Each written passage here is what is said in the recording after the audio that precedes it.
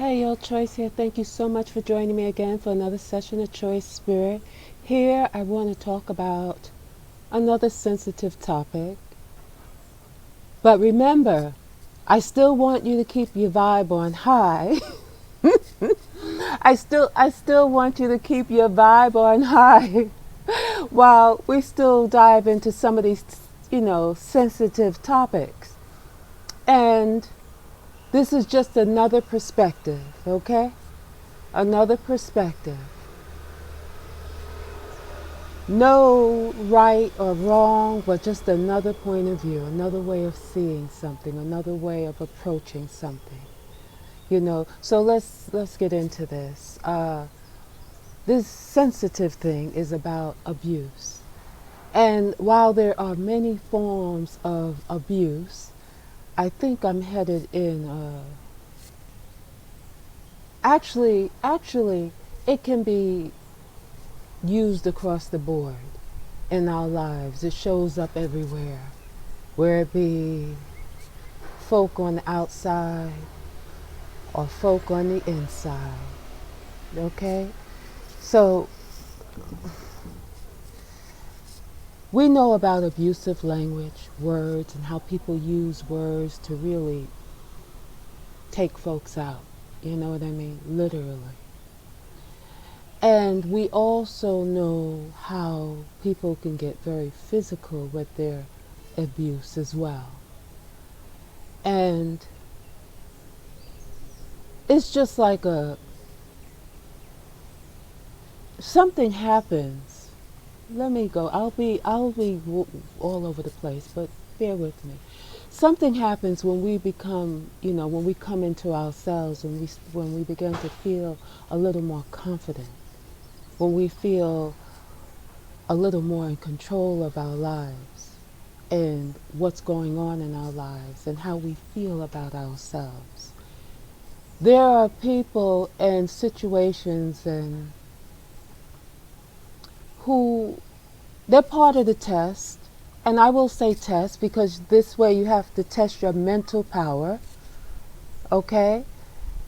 But, well, with that said, what happens is when you rise up, there are some people that can't stand it. They can't stand it. If they were having insecurity issues before, a lack of confidence before, feeling unworthy before you begin to rise up, it's only going to become magnified. It's only going to cause them deeper. It's going to cause the situation to escalate. Because when you look like you're feeling too good and that you found your way, you found your calling, you have your knowing, you almost feel you're feeling full of yourself. Those that are around you will eventually drop off to the side, but they're not going to drop off to the side until you evolve and grow through their presence, if you will. They're not going to disappear. Even if you leave or get out of the situation or the environment, there will be another crew there to still do their part to help you evolve through the experience. And when they no longer can trigger you or affect you or get to you or anything, they will eventually just fall off. But while you are in that situation, remember this: you're never a victim. You're always the co-creator. You are always the participant. You are the one that is calling it forth. You are the magnet that is drawing it near. Okay? You haven't repelled it. You've drawn it. Okay? By something within you, or whether it be your soul's pathway, or something that is within your DNA, something your ancestors has dealt with, something that you have seen along the way, something that has been imparted and instilled within you along the way by however it comes, whether or not you're vibing at a certain vibrational level and you're attracting these things. All of these things come into play. But here's just to say that however it happened, they arrived. The they, the them, the other aspect of yourself, the other aspect has arrived to test your wherewithal, your strength, your will, your whatever, to have you grow through and evolve through an experience. So, with that said, you have abusive people show up in many different forms. Doesn't necessarily have to be in your household. It can be on your job, in your business, other folk. Can even be governments. You can just see it where it is, and then let it go its way. Don't dwell on it. Don't give it any energy. Just recognize it. Like I say, peek the game. So anyway, so you have people that come into your life, and their purpose is to be destructive. It's almost like the enemy, the inner me, creating a me to send me through some stuff. Okay? So they come, and where it be verbal or trying to go upside somebody's head,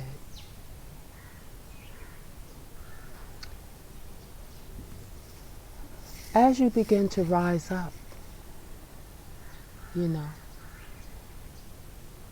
these people or these entities or this energy per se will become more aggressive.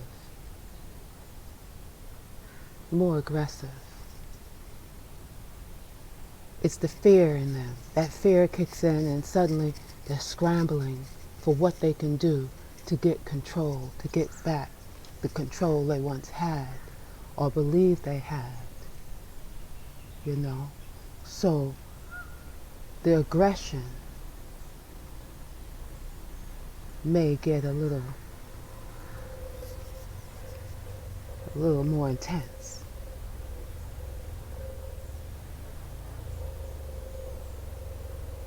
The aggression can cause you, if you have not built up that strength, to fall back into the same old, to maintain peace. Is like you're not willing to go through what it takes to get free of it. So it feels easier to just stay in it. That's what you believe. That's what you believe. That's how it feels. May not be what you believe, but sometimes it feels, let me just go along with this. Because I can't, But no, if you stay true to the story, the narrative that you've written for yourself, and you don't allow the same things to trigger the same connections within your mind by the changing, people say renewing of the mind because this is familiar with everyone, but it's really a vibrational shift, a paradigm shift, which then causes a frequency shift, which then causes your receptors, if you will, your tentacles, if you will, to go in different routes, different pathways, unexplored pathways that are not familiar to you. So this is then, once that happens, it causes shifts, it causes change, and each time this happens where you're not triggered like how you normally are triggered by what someone is doing or what seems to be going on outside of you, your external conditions, that had its job to do to keep you off kilter has to drop away. That has to drop away. It doesn't have any purpose in your life anymore. There isn't anything there for them to do anymore. So they must drop off. Or your environment must change, will change. This is part of the universal spiritual principles that are put in place. Okay? As you move, things move. As you change, things around you change. As you shift, everything has to shift. Remember walking through water and the water is moving behind you or going off wherever, whatever. Okay? So,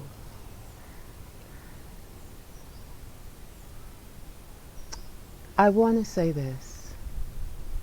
In one's struggle to try to maintain control and a stronghold on what worked for them, because remember, everyone's playing out their game, okay?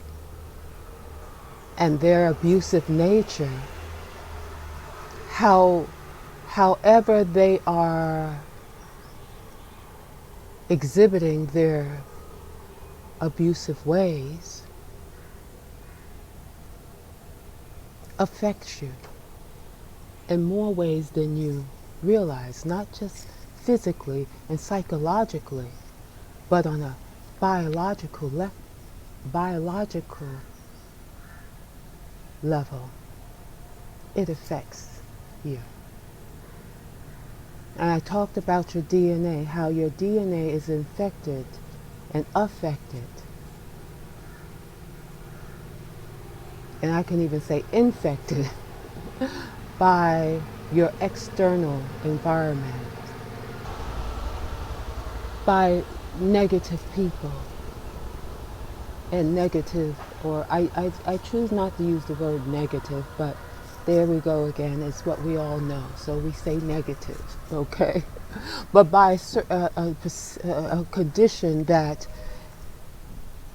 either uplifts or it either oppresses, okay? It either allows you to ascend or it causes you to loop in a certain condition or to descend, basically not really, So, with that said, what happens in these environments with certain people,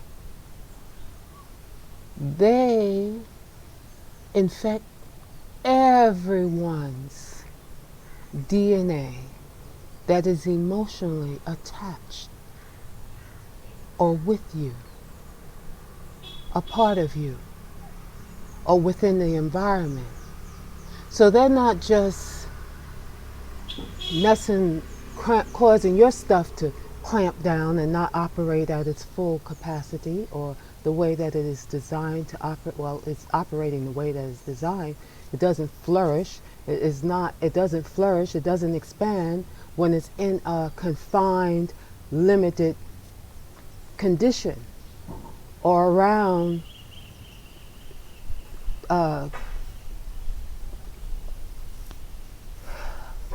negative conditions. Okay? It doesn't flourish. It's not nurtured. It has to be in a nurturing condition or a nurturing environment in order to expand and flourish. Right? So all those that are in that environment, hearing the words, seeing the deeds, or seeing the physical abuse, that stuff is so if there's children around, we all know this. they're the most impressionable. This stuff is impressed upon them. So even though we've created an environment and we stay in an environment and we are keeping ourselves in an environment because we are unsure of the unknown and because we feel that there's no place else to go, or we don't have enough gumption within ourselves to say hell to the nah, we stay in it with those that are extensions of us and subjecting them to the madness. Now you know what that means. Either, the little boys that grow up as little boys eventually grow up to be men. And this is across the board. I'm not just referring to children here. Even when we evolve and we grow up and we get to see things, we grow up and we see things. And it's not business as usual. Well, little boys, when they grow up, and they become big, strong, confident men, it's no longer a thing where they just stand by crying, watching the madness. And either at that point they make a shift and they make a decision, I will not allow this to be a part of me. And they grow up and they don't continue to perpetuate the madness. They make a decision that they're going to do better. And they're going to love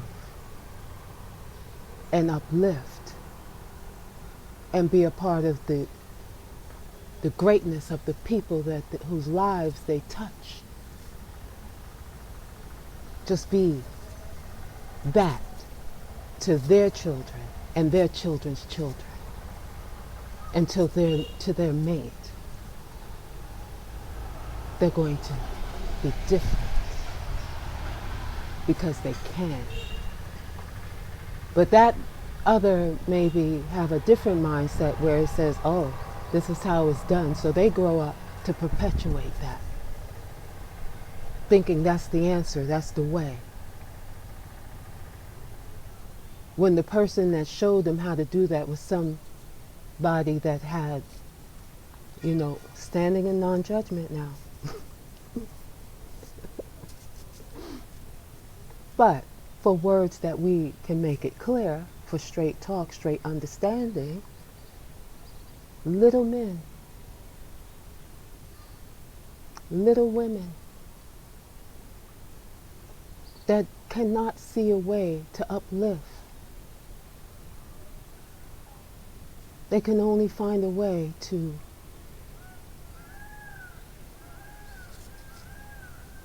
tear folks and things apart. Not knowing that they're perpetuating. It's a ripple effect.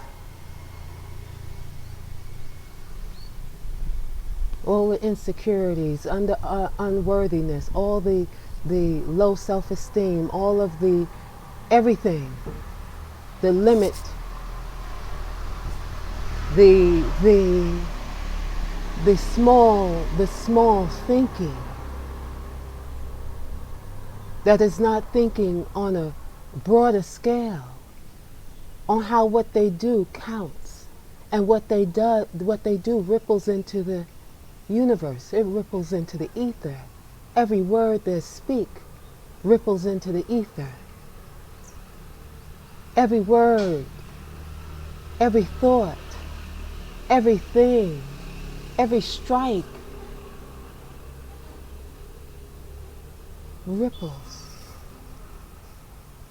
and is either nurturing or not.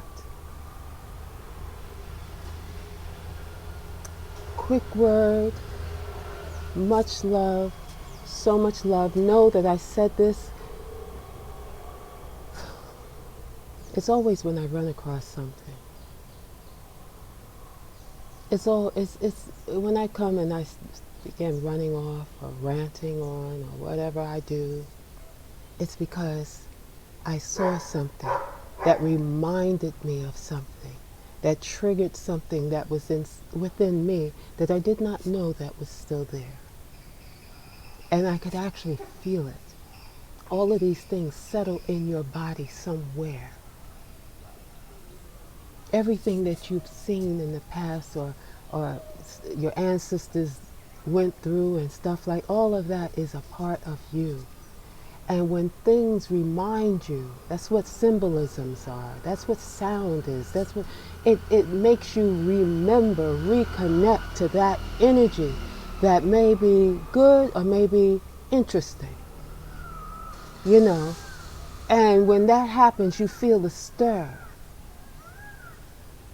And when you're aware and you're more in tune, you say, oh, what's that? I didn't know that was there.